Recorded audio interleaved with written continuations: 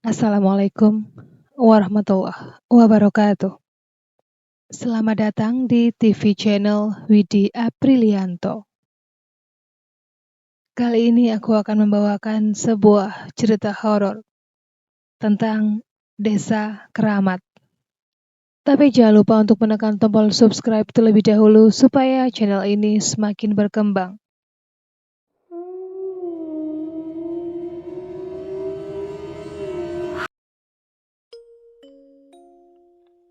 Desa Keramat. Waktu itu kami sedang ada penelitian di suatu desa. Kelompok kami terdiri dari 9 orang, 4 cowok dan 5 cewek. Kami ditempatkan serumah di rumah Pak Kepala Desa di sana. Di antara kami itu ada seseorang yang bisa merasakan keberadaan makhluk halus. Dia adalah tunanganku. Sebut saja namanya Wulan. Suatu hari, entah mengapa dia merasa gelisah tak menentu.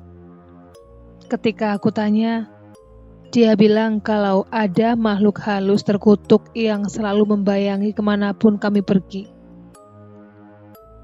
Tak lama setelah dia bicara seperti itu, salah satu teman kami kesurupan. Mungkin tidak cukup hanya dengan mengganggu satu orang saja. Mereka juga seringkali melakukan teror menyeramkan ke teman-temanku yang lain.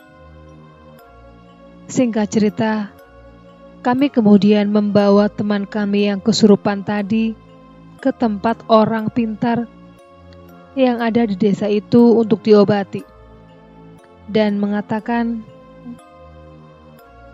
kalau di desa ini memang banyak makhluk halus yang berkeliaran. Dulu desa ini adalah pelarian bagi gerilya. Banyak orang mati di daerah sini.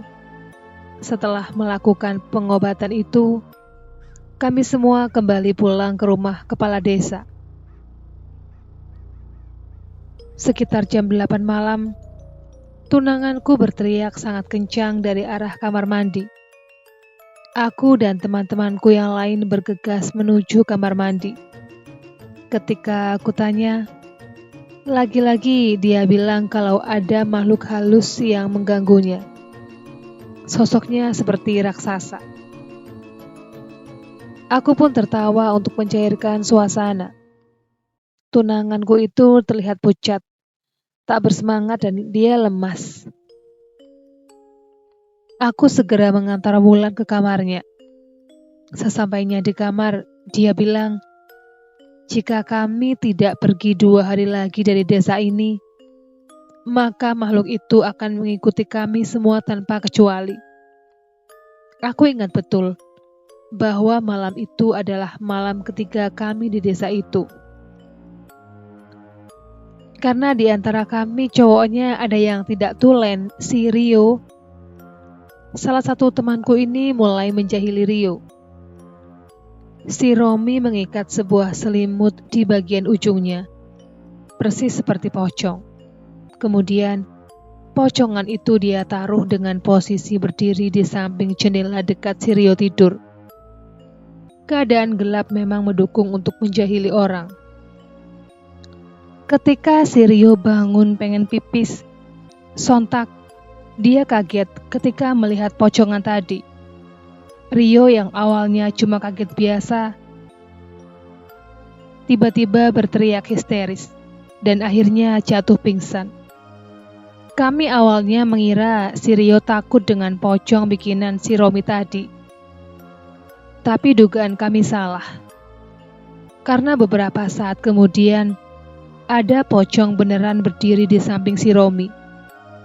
Aku melihat Romi yang tadinya besar hati, karena sudah merasa berhasil jailin si Rio, langsung pingsan juga, karena melihat pocong beneran yang cuma berjarak 5 cm darinya. Pagi harinya kami langsung minta ACC kepada dosen pembimbing untuk membatalkan penelitian di desa ini. Hari berlalu dengan cepatnya. Ketika sore itu, kami para cowok pergi lagi ke tempat orang pintar yang ada di desa ini. Di tengah perjalanan, tiba-tiba si Romi bilang, pada nyium bau wangi nggak? Spontan teman-teman yang ada di situ pada memonyongkan mulutnya, sambil penasaran mengendus-endus bau yang ada. Benar juga. Saat itu memang santer tercium bau wangi mirip-mirip pandan. Sadar bahwa bau pandan itu mungkin berasal dari bawah jembatan yang kami lalui, salah satu temanku ini yang bernama Mamat dengan rasa sok pemberani pergi melihat ke bawah jembatan. Anehnya pas Mamat kembali ke atas, dia tampak gembira dan kemudian pergi ke ujung jembatan. Entah respon apa yang ada di diriku hingga aku menyusul dan mengikuti si Mamat. Tiba-tiba dia memanjat pagar jembatan dan hendak melompat. Refleks, aku menariknya kembali, turun dari atas pagar jembatan itu. Dan Mamat pun selamat. Malam mulai datang. Waktu sholat Isya pun mulai masuk. Aku dan Romi berhenti dulu di musola. Ketika mengambil air wudhu, aku melihat seorang wanita berpakaian putih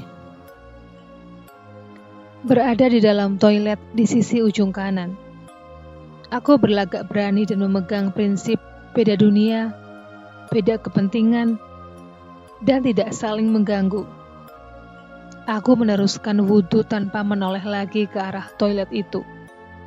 Ketika membasuh hidung dan muka, anginnya dingin serta-merta menerpa tengkuk dan dari kejauhan, aku melihat wanita itu melayang rendah mendekat. Posisi terakhir hantu berbaju putih itu persis di sebelahku. Dia hanya berdiri tegak mematung tanpa bersuara. Aku hanya bisa meneruskan wudhu sambil bergidik ngeri. Memang sih, aku tidak dapat menyaksikan wajah serem setan itu. Karena posisinya sengaja kubuat terus membungkuk. Tapi yang kulihat, jari-jarinya sudah kurus kering. Hanya kulit berbalut tulang, warnanya hitam, dengan kuku yang panjang dan runcing-runcing. Aku tetap saja terusin wudhu, sambil terus membungkuk, supaya tidak melihat wajahnya. Begitu selesai, aku langsung bergegas balik kiri sambil mengucapkan salam. Setelah selesai sholat, kami melanjutkan perjalanan ke rumah orang pintar itu. Sesampainya di sana, kami langsung dijamu oleh siluman berwujud harimau.